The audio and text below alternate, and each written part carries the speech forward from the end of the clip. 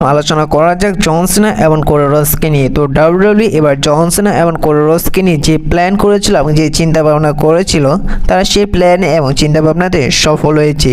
কেন বলছি তার কারণ হচ্ছে যে এবার এলিমিনেশন চেম্বার পেপার ভিউতে যখন জন সিনা হিল টার্ন করেছিল তারপর থেকে সমস্ত দর্শকরা জন সিনাকে বু করতে থাকে এমনকি হেট করতে থাকে। এমনকি কালকের মানি নাইট রয়ে যেমনটা দেখা যায় যে যখন একই রিংয়ে জন সিনা এবং কোডি রোডস থাকে সে সময় সমস্ত দর্শকরা কিন্তু কোডি রোডসকে প্রচুর সাপোর্ট দিতে থাকে।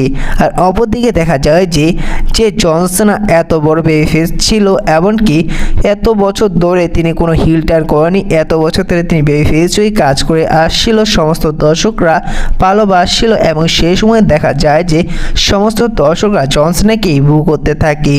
যদি এবার সে এলিমিনেশন চেম্বার পেপার ভিউতে যদি জন সিনা হিল টার্ন না করতো তাহলে কালকে মানি নাইট রয়ে তার উল্টোটা দেখা যেত।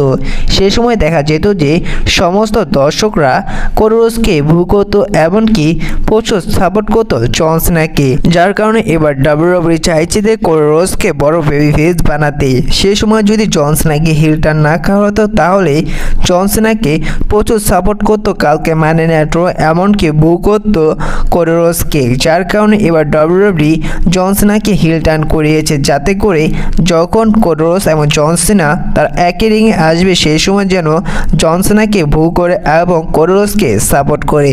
তেমনটি দেখা গিয়েছে কালকের মানি নাইট রয়ে। আর এরই জন্য বললাম ডাব্লিউডাব্লিউ বর্তমানে কোডি রোডস এবং জন সিনাকে নিয়ে যে প্ল্যানটি করেছে এবং যে চিন্তাভাবনাটি করেছে তারা সেই প্ল্যান এবং চিন্তাভাবনাতে সফল হয়েছে।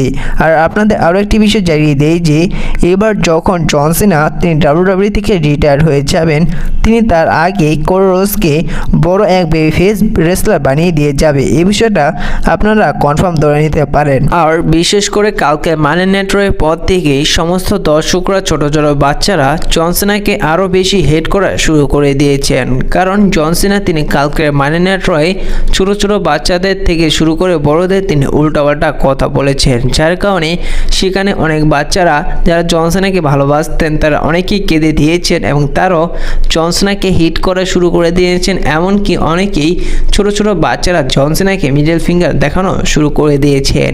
আর এ থেকে বোঝা যায় যে জন সিনা তিনি এক ভয়ঙ্কর হিল রেসলার হয়ে গিয়েছেন।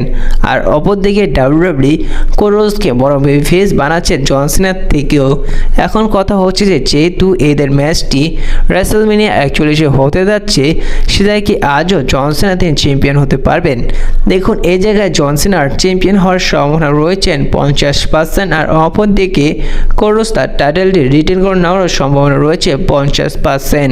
যদি এই ম্যাচটির মধ্যে কেউ যদি ইন্টারফিয়ার না করে তাহলে এই ম্যাচটির মধ্যে জন সিনাকে চ্যাম্পিয়ন হতে দেখা যেতে পারে।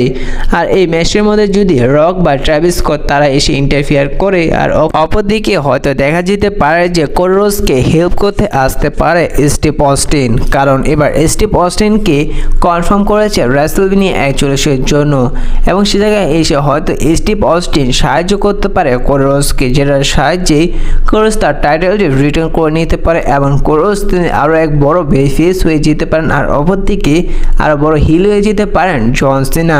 তো এই বিষয়ে আপনাদের কী মনে হয়, আসলে কি এবার কোডি রোডস তার টাইটেলটি হেরে যাবে জন সিনার কাছে নাকি জন সিনা তার এই হিল টার্নটি ব্যর্থ যাবে? কারণ জন সিনা তিনি এবার বলেছে যে তিনি এবার হিল টার্ন করেছে সমস্ত ম্যাচ জেতার জন্য, এখন তিনি একের পর এক ম্যাচ জিতে যাবেন। এখন আপনাদের কী মনে হয় এবার রেসলম্যানিয়া 41 কোডি রোডসকে কি বিট করতে পারবেন জন সিনা? এই বিষয়ে আপনাদের মূল্যবান মতামতটি অবশ্যই কমেন্ট করে জানিয়ে দিবেন। আর এই ভিডিওটা এ পর্যন্তই ছিল, দেখা হচ্ছে পরবর্তী নতুন কোনো ভিডিওতে নতুন কোনো আপডেট নিয়ে। যদি ভিডিওটি যদি বিন্দু পরিমাণ ভালো লেগে থাকে অবশ্যই ভিডিওটিতে একটি লাইক এবং কমেন্ট করে দিবেন, পাশাপাশি চ্যানেলটি সাবস্ক্রাইব করে দিবেন। আর এই ভিডিওতে যদি আমার কোনো ভুল হয়ে থাকে তাও জানিয়ে দিবেন, কারণ মানুষ মাত্রই ভুল হয়ে থাকে। তো দেখা হচ্ছে পরবর্তী ভিডিওতে। Thanks for watching.